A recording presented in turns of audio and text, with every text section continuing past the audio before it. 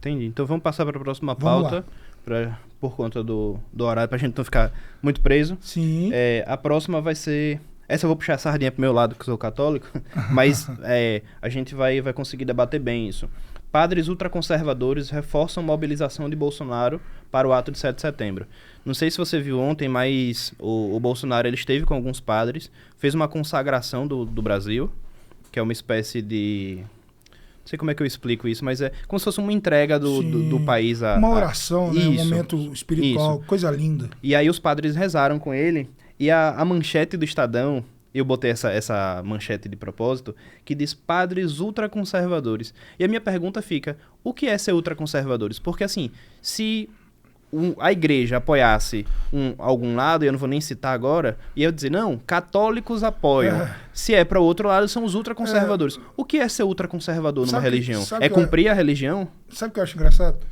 Boa pergunta, hein? Boa manchete. Quando o ex-presidiário foi lá no Vaticano visitar o Papa democrata. As manchetes do jornal, Papa democrata, ora, abençoa o Brasil, coisa mais linda do mundo. Eu acho que, poxa vida. Aí agora, um líder religioso, cada um na sua esfera, sim. Mas apoiou outro candidato político, fez a mesma coisa. Talvez o Papa orou pro Lula lá, benzeu, fez a reza dele. A mesma coisa deve ter feito os padres ontem. Sim. Aí é ultraconservador. Então, assim, Will, é muito difícil. Hoje a mídia tá politiqueira. Eu não assisto, me perdoe, mas assim, eu não assisto principalmente o Globo lixo. Posso falar aqui, né? Pode Eu não assisto o Globo. Deus que me livre. A mídia hoje tá uma nojeira. Voltando, a gente tá citando os podcasts anteriores porque são conversas que acabam se interligando. O primeiro convidado da gente foi Ricardo Marques, que era o diretor de redação. Gosto muito dele. Ele é diretor querido. De redação da Globo. E aí eu perguntei, falei, cara, a mídia tem lado? Ele falou, antes não tinha, hoje tem. É verdade. E aí ele não falou isso num tom de crítica, ele falou, veja, hoje tem, mas assim, você pode assistir o que você quiser. Por exemplo, a gente sabe que a Globo, ela é não vou nem dizer que a Globo é PT, mas a Globo, ela tem uma campanha, é anti-Bolsonaro, então ela tá num lado rival, mas a gente sabe também que, por exemplo, que você tem a Jovem Pan, que é a favor do Bolsonaro. Mas o Jovem Pan é mídia coerente. Eu gosto daqueles meninos, rapaz. Hoje eu assisti a manifestação pela Jovem Pan. Que coisa linda. que cobertura sensacional. Mas Mafó, voltando para o ponto da religião, você que é ligado ao Bolsonaro, você que teve a sua vida na igreja evangélica, seus pais bispos, sim. Você que sempre teve ali, foi líder na tua igreja, sim. Como é que você vê essa inserção de Bolsonaro com a religião? Inserção de Bolsonaro sim. Não, dessa vez vamos deixar Bolsonaro um pouco de lado, mas essa participação da política, da religião na política. Veja bem, muito boa colocação, Will.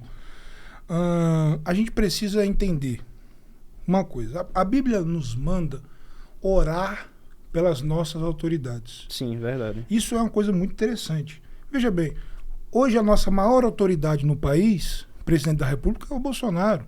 Mas se amanhã, democraticamente, for o Lula, que Deus queira que não, mas que se for a vontade do povo, nós devemos orar por ele.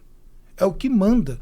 Então, isso é o papel cristocêntrico numa sociedade, nós orarmos, nós abençoarmos, mas nos posicionarmos também. Por que o Bolsonaro ele tem a maioria evangélica? E aí você precisa entender, porque quando você vai analisar as propostas, vai analisar as pautas dos presidenciáveis, Bolsonaro ele tem pautas que mais se assemelham com esse segmento da sociedade. Sim. Então, esse é o real motivo de Bolsonaro ter grande maioria cristã, grande maioria católica, evangélica, por se assemelhar. O cara que defende a vida, o cara que defende a família, o cara que defende a igreja, o cara que defende coisas ao qual nós acreditamos. Agora, é muito importante nós separarmos. Nós precisamos nos conscientizar da política, nós somos seres políticos. Quando você está na sua casa, na sua família, você faz política familiar. Sim. Quando você está no seu trabalho, você faz política trabalhista. Enfim, nós somos seres políticos. Agora, como sociedade, nós devemos nos posicionar. Mas a igreja, ela tem um papel de ser transformação para uma sociedade perdida. A igreja, ela é muito mais importante do que a política. Porque o governo passa, mas a igreja permanece. A igreja já está aqui há mais de 2000 anos, permanecendo inibada, sendo realmente referência para uma sociedade perdida. Então a igreja é muito mais importante do que política, do que governo, porque governos vão. Hoje é Bolsonaro, amanhã pode ser outro, enfim. Mas a igreja se permanece erguida. Então, o papel da igreja é realmente levar Jesus, levar uma qualidade de vida melhor, a vida em Cristo para o ser humano. Não realmente só política. Eu acho que a política ela tem que fazer parte como sociedade, mas não é o principal papel da igreja, pelo contrário. Mas essa interferência, você acha benéfica? Veja, eu não vejo interferência. Vou te ser sincero. Como assim interferência? Não, uma participação da igreja enquanto... Não no sentido transcendental da igreja, mas no sentido político. Enquanto instituição política, de influência nas eleições, botando pastores, candidatos. Mas veja, a igreja é uma representatividade social. A igreja é uma instituição, certo? Sim. Então, a partir do momento que se representa como instituição, ela precisa ter voz na política também. Porque se é uma instituição, tem pessoas com demandas. E representa a parcela da sociedade. Você está entendendo? Sim, então, sim. Eu concordo com você. É com forma social. É de forma social. A gente precisa ter representatividade. Até por ter voz. Eu falo, quando eu falo da igreja na política, eu cito muito o exemplo da pandemia.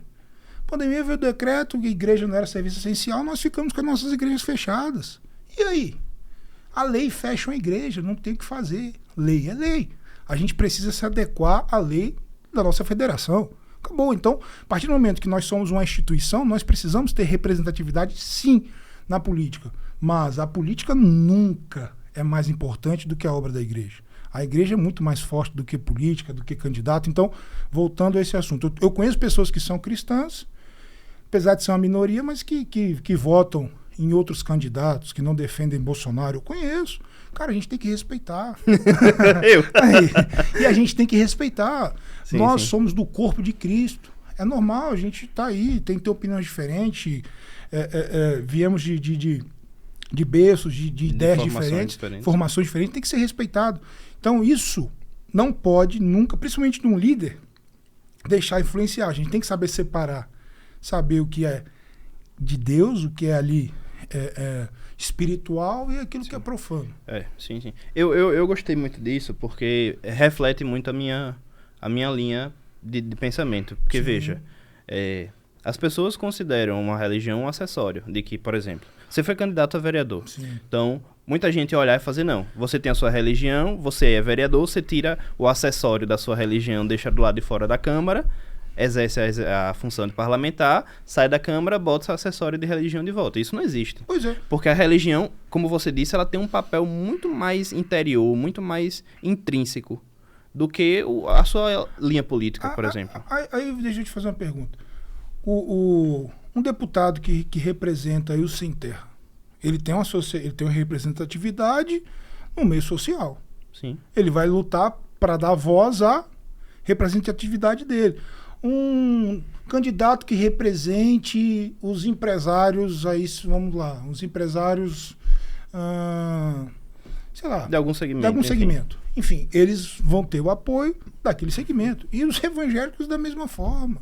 Os católicos da mesma forma. Então, isso é democracia. Isso é democracia, por isso que, mais uma vez, eu reitero a minha fala. O Brasil hoje pulsa a democracia.